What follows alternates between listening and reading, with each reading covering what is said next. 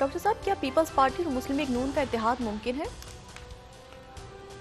इत्तेहाद तो मेरा नहीं ख्याल। देखें, जो ये तो खुदा ही जानता है कि इलेक्शन में क्या होगा, लेकिन जो पावर कॉरिडोर्स हैं इस्लामाबाद के, उनमें तो मुस्लिम लीग नवाज की हुकूमत को देखा जा रहा है आने वाले अरसे में, और मजबूत तगड़ी हुकूमत देखी जा रही है। ठीक है, और उसके साथ इत्तेहादी भी होंगे उनके साथ जो है वो देखते हैं कि कौन कौन से, और जो इस्तेकाम पाकिस्तान पार्टी क्या हिकमत अमली बनाती है, अपोजिशन में जाती है, इनके साथ जाती है, क्या होता है। तो ये एक बात जो पावर कॉरिडोर्स में चल रही है वो ये कि हुकूमत तो मुस्लिम लीग नून की ही आ रही है। अब इत्तेहादी कितने होंगे, सीटें कितनी होंगी, अपोजिशन में कौन बैठेगा, क्या, ये वो बातें हैं जो अभी होनी बाकी हैं, मतलब जिनके ऊपर बातचीत चल रही है। अभी तो ये है कि जी मुस्लिम लीग नून की हुकूमत आ रही है। अच्छा, तो ये मैंने कहा ना भाई, खतोखाल वाजे नहीं हुए। जमीयत उलमा इस्लाम जाहिर है कि वो मौलाना फजलुर रहमान के बड़े करीबी ताल्लुकात हैं नवाज शरीफ साहब के साथ। नवाज शरीफ साहब के साथ सबके ही अच्छे ताल्लुकात रहे हैं, सवाए, और तहरीक इंसाफ के चेयरमैन की तो बड़ी ज़ाती दोस्तियाँ रही हैं एक ज़माने में, बहुत अच्छी। फिर बहरहाल सियासत जहाँ ले जाती है वो फिर अजीब सा मामला है। लेकिन ये कि ये देखते हैं कि आने वाले दिनों के अंदर क्या मामला होते हैं। मैं जो बात कह रहा था ना कि ये इसमें स्ट्रेटेजिकली क्या सूरत हाल डेवलप हो रही है पूरी दुनिया में। एक तो ये कि जो कॉरिडोर है, ये कॉरिडोर जो मिडिल कॉरिडोर है, ये तो बन गया। ठीक है, यानी ईरान, तुर्कमेनिस्तान और टर्की और ये उज़्बेकिस्तान, ये सारा उधर से उधर चला गया, लेकिन इसमें इंडिया ऑन बोर्ड नहीं है। इंडिया को अपनी पॉलिसीज को देखना चाहिए, हम गुजारिश कर सकते हैं उनसे। दूसरी बात यह है कि बहुत हैरत का इजहार किया है हिंदुस्तान टाइम्स ने आज, जो 43rd स्लाइड है, और हैरत का इजहार उनको करना भी चाहिए।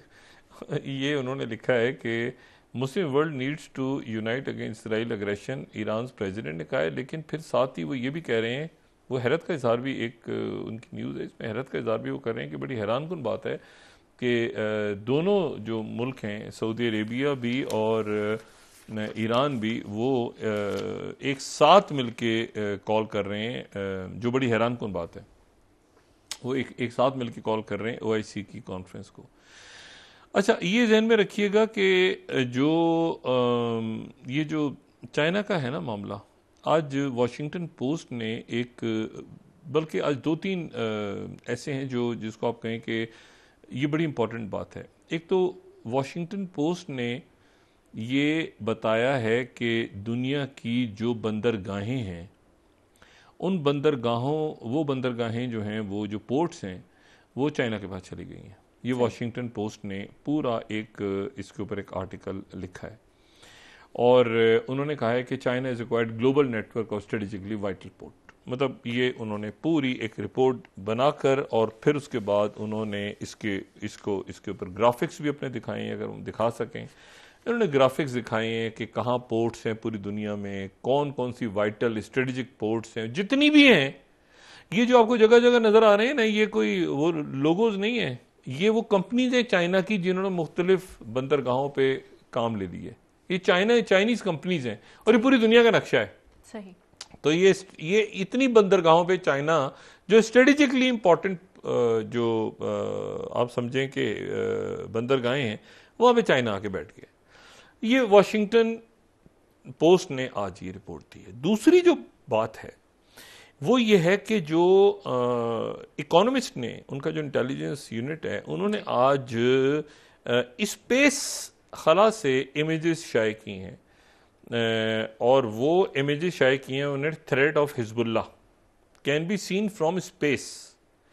अच्छा, ये जो उनकी इंटेलिजेंस रिपोर्ट है, ये अगर देखा जाए तो ये तो threat of Hezbollah can be seen from the space. वो ये बता रहे हैं कि हिजबुल्लाह कहाँ कहाँ मौजूद है। उन्होंने जो मैप आगे दिखाया है, उस मैप के अंदर उन्होंने फिर ये बताया कि हिजबुल्लाह जो है वो इसराइल के कहाँ कहाँ कितनी तरफ मौजूद है। तो ये दरमियान में इसराइल है, और ये जो रेड कलर है ये हिजबुल्लाह है। ये आप इधर से देखें तो ये आपको ये हिजबुल्लाह, पूरी हिजबुल्लाह रेड, ये आपको लेबनान में भी नजर आ रही है, यहाँ 400 फायर किए हैं, यहाँ से 200 ये आपको नज़र आ रही है सीरिया से और इराक से, ये आपको नज़र आ रही है, ये सॉरी इराक से, वो ऊपर सीरिया से, वो उधर लेबनान, ये सारी जो है ये यहाँ से जंग छिड़ी हुई। तो इस तरह ये हिजबुल्लाह मौजूद है, ठीक है, सीरिया में इधर इधर इधर, ये इन्होंने स्पेस से दिखाया है। और दूसरा जो है वो इन्होंने ये जो एक और इनका मजमून, वो भी अगर इकोनॉमिस्ट को देखे आज का तो उसको भी देख ले। दो उनके आर्टिकल्स हैं आज इकोनॉमिस्ट के। एक तो ये कि क्या इसराइल हमास की जो जंग है ये पूरे मिडिल ईस्ट के, पूरे अरब वर्ल्ड के अंदर ट्रिगर कर सकती है 45th जो उनकी ये पढ़ने वाला मजमून है इकोनॉमिस्ट का।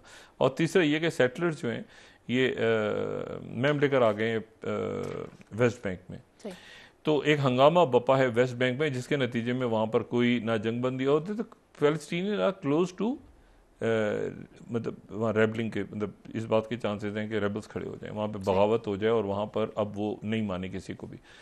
और ये अरब वर्ल्ड के अंदर फिर उन्होंने बताया, इसको जरा रेड को इसको बड़ा करेंगे जरा थोड़ा सा, ये उन्होंने अरब वर्ल्ड के बताया कि जहाँ अनरेस्ट है पूरे अरब वर्ल्ड के अंदर, उन्होंने बताया लीस्टेस्ट और हॉट मोस्ट, ये मोस्ट ये पिंक से फिर ये गहरा होता जा रहा है, गहरा होता जा रहा है। और ये यहाँ पर उन्होंने कहा कि यहाँ पर ये मिडल ईस्ट के अंदर यहाँ पे सोशल अनरेस्ट फैल रहा है, ठीक है। और ये रेड से किसी वक्त भी कोई पिंक हो सकता है, किसी वक्त भी कोई गहरा हो सकता है, कम हो, लेकिन ये फैल रहा है पूरा पूरा मिडल ईस्ट के अंदर।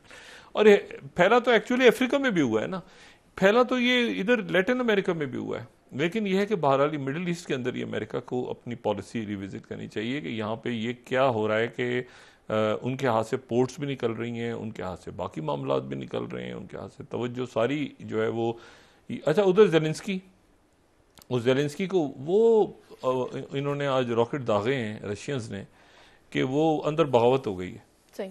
और जेलेंस्की की जो फौजें हैं, जो फौज है उसमें बगावत हो गई है, और बगावत इसलिए हो गई है कि अब वो जेलेंस्की वहाँ ठहर नहीं पाएंगे ज़्यादा अरसे, क्योंकि वो अंदर से ये हो गया ना कि भाई आप सारा का सारा आपने हमसे झूठ बोला।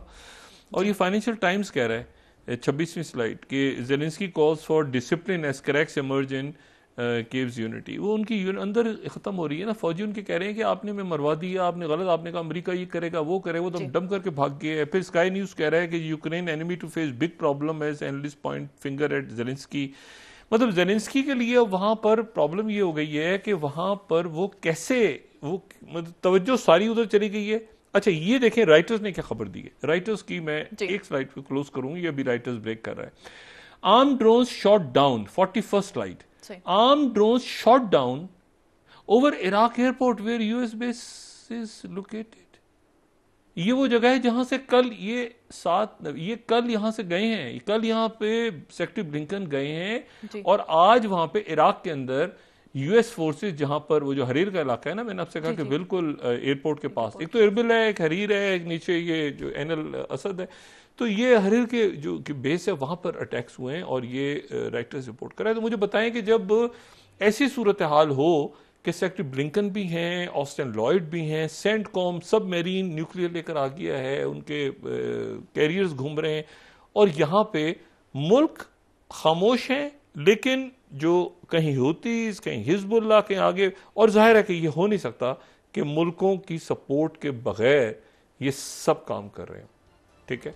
अब सवाल ये है सारा कि अगले 1 या 2 दिन में क्या हफ्ते इतवार से पहले इसराइल पे फैसला करेगा। वो तो कह रहे हैं कि गजा को हम खाली करवा के गजा पे भी हम ही रूल करेंगे जी।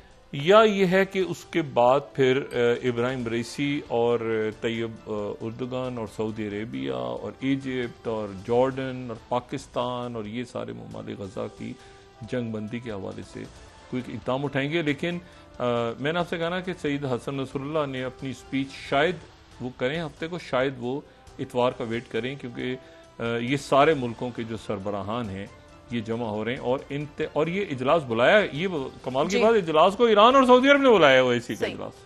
ठीक है, ये पहला दौरा है सदर इब्राहिम रईसी का सऊदी अरबिया।